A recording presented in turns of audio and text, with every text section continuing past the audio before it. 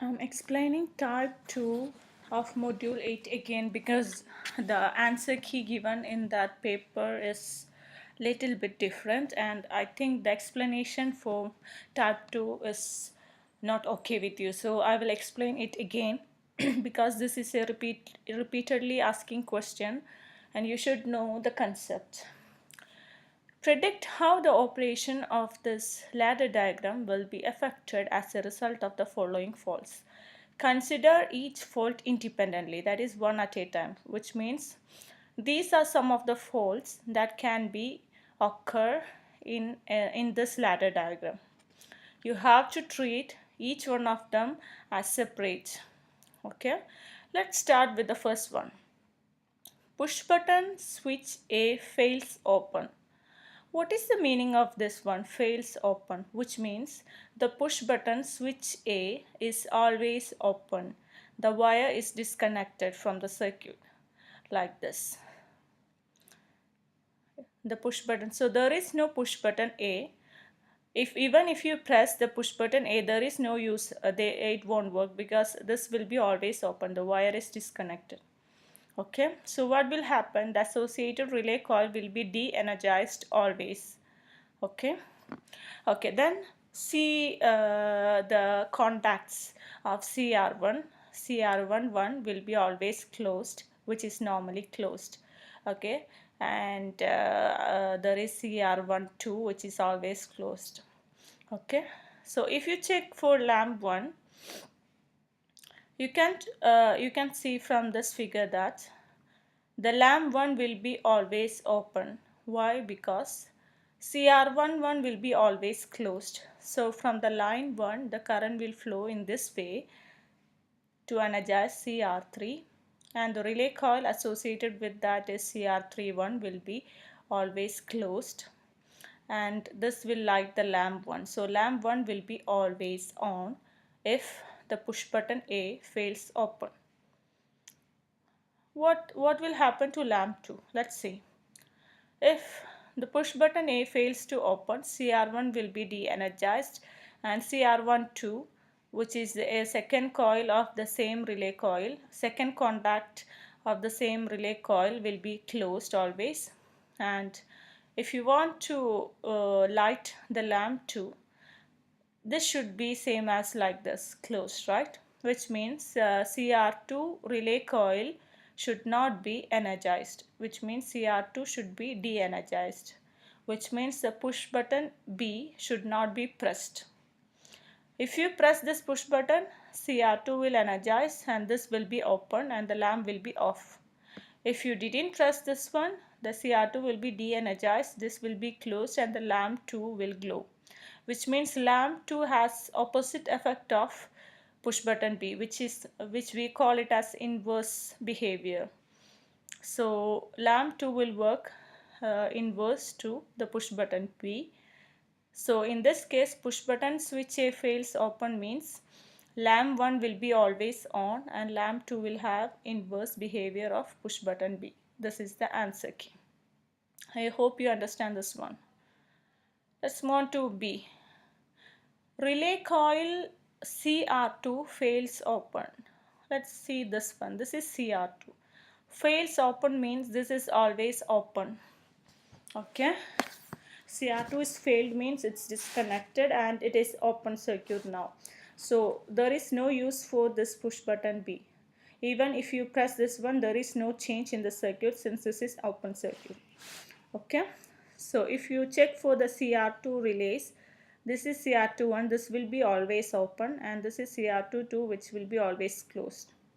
So the lamp 2 will glow if CR12 will be closed like this, which means CR1 should not be energized. If you want this to de-energize, you don't press push button A, which means if you press push button A, CR1 will energize and this CR12 will open and the lamp 2 will be off, which means lamp 2 has inverse operation of push button A. Okay, let's see what happens to lamp 1. Since if you are not pressing push button A, CR1 will be de-energized and CR1 will be closed. So the current will flow through this. Even if this latching and holding circuit is always open, the current will flow through this and CR3 will be energized and CR31 will be closed and lamp 1 will glow, which means lamp 1 and lamp 2 will be on if push button A is off or open, which means lamp 1 and lamp 2 has inverse status of push button A. So this one is clear, I think. Let's move on to this one. Relay contact CR1 fails open. So CR11 fails open, which means it's open circuit now. There is no contact here, it's an open circuit. Okay. So if you so this contact is used here to energize CR3 to make lamp 1 glow, right? So please specify only about lamp 1 in the answer, because CR1 1 contactor CR1 is not used for lamp 2 since this is CR1 2. So no need to specify the status of lamp 2 here. Since the question is only regarding relay contact CR1, just talk about the lamp associated with that. So if it is opened, you cannot energize this one, right? The other way to energize this one is to make this one closed. How to make this one closed is that you have to energize CR2. If you want to energize CR2, you should press B. For example, if you press the push button B, this will energize and this coil, this contact will be closed, and this will energize, this contact will be closed and lamp 1 will be on. If you didn't press it, lamp 1 will be off, which means lamp 1 will have the same status of push button B. I think this is clear now. Now, relay contact CR2 fails shorted, means it is shorted always. There is no contact, there is CR22 is a short line. Okay.